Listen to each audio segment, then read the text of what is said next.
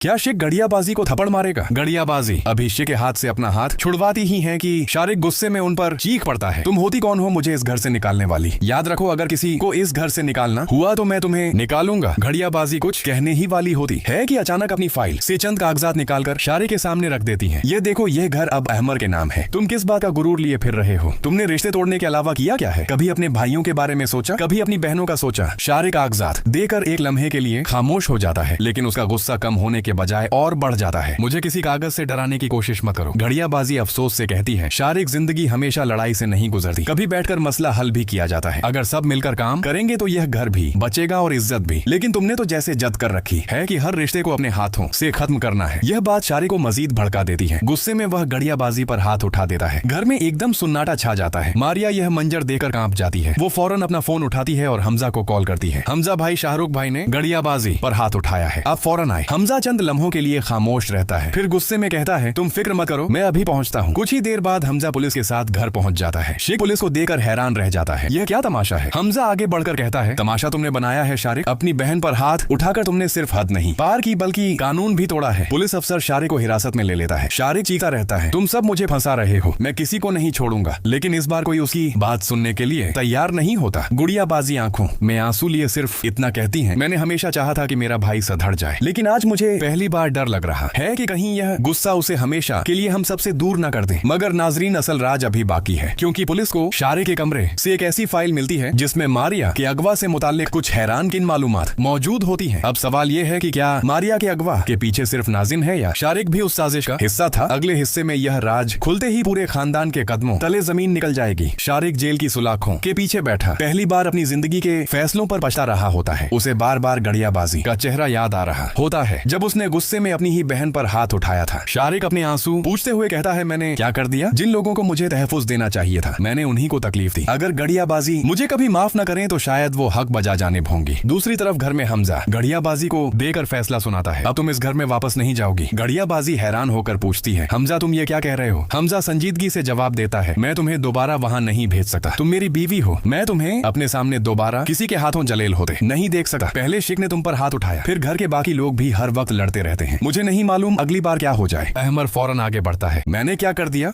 जिन लोगों को मुझे तहफ़्फ़ुज़ देना चाहिए था, मैंने उन्हीं को तकलीफ दी। अगर गड़ियाबाजी मुझे कभी माफ न करें तो शायद वो हक बजा जाने होंगी। दूसरी तरफ घर में हमजा गड़ियाबाजी को देखकर फैसला सुनाता है, अब तुम इस घर में वापस नहीं जाओगी। गड़ियाबाजी हैरान होकर पूछती है, हमजा तुम ये क्या कह रहे हो? हमजा संजीदगी से जवाब देता है, मैं तुम्हें दोबारा वहां नहीं भेज सकता। तुम मेरी बीवी हो, मैं तुम्हें अपने सामने दोबारा किसी के हाथों जलील होते नहीं देख सकता। पहले शेख ने तुम पर हाथ उठाया, फिर घर के बाकी लोग भी हर वक्त लड़ते रहते हैं। मुझे नहीं मालूम अगली बार क्या हो जाए। अहमर फौरन आगे बढ़ता है, हमजा भाई ये कैसे हो सकता है? गड़ियाबाजी हमारी बहन है, आप इन्हें हमसे अलग नहीं कर सकते। हमजा गुस्से के बजाय दर्द से कहता है, अहमर मैं तुम लोगों को अलग नहीं कर रहा, मैं अपनी बीवी की हिफाजत कर रहा हूं। तुम सबसे मोहब्बत अपनी जगह, लेकिन मैं अपनी आंखों के सामने उसे बार बार तकलीफ नहीं उठाने दूंगा। गड़ियाबाजी दोनों को देखकर जज्बाती हो जाती हैं। बस करो, मैं नहीं चाहती मेरी वजह से मेरे भाई और मेरे शौहर एक दूसरे के सामने खड़े हो। मगर इसी वक्त दूसरी तरफ नाज़ीन एक नई चाल चल रही होती है। उसे जब मालूम होता है कि गड़ियाबाजी अब हमजा के घर रहने वाली है तो वह परेशान हो जाती है। नाज़न खुद से कहती है, अगर गड़ियाबाजी हमजा के साथ रहेंगी तो फिर मेरे सारे रास्ते बंद हो जाएंगे। मुझे उन्हें इस खेल से बाहर करना होगा। वह एक खतरनाक मंसूबा बनाती है। अगले दिन गड़ियाबाजी हमजा के साथ कुछ जरूरी काम के लिए बाहर निकलती है। रास्ते में एक गाड़ी अचानक उनकी गाड़ी के सामने आ जाती है। हमजा फौरन ब्रेक लगाता है, लेकिन गाड़ी में काबू होकर सड़क के किनारे जा टकराती है। गड़ियाबाजी को शदीद चोट लगती है। हमजा चीखता है, द गड़िया।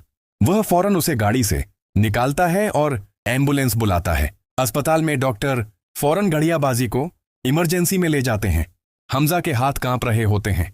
डॉक्टर साहब मेरी बीवी को कुछ नहीं होना चाहिए, प्लीज उसे बचा लीजिए। अहमर भी वहां पहुंच जाता है और भाई को इस हालत में देखकर उसकी आंखों में आंसू आ जाते हैं। लेकिन असल झटका इस वक्त लगता है जब पुलिस हादसे की गाड़ी की इब्तदाई तफ्तीश शुरू करती है। एक अहलकार हमजा के पास आकर कहता है, सिर यह आम हादसा नहीं लग रहा।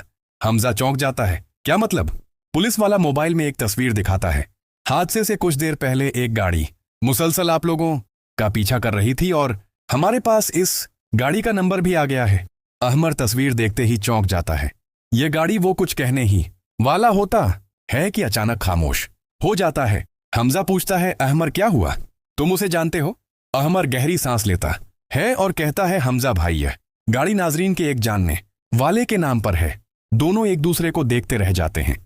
लेकिन नाजरीन, सबसे बड़ा सवाल यह है कि क्या नाजरीन वाकई गड़ियाबाजी के हादसे के पीछे है? और अगर पुलिस को इस साजिश का सबूत मिल गया तो क्या नाज भी शिक की तरह जेल की सुलाखों के पीछे जाएगी? अगले हिस्से में नाजन के खिलाफ ऐसा सबूत सामने आएगा जिससे वह खुद अपने ही जाल में फिनिश जाएगी।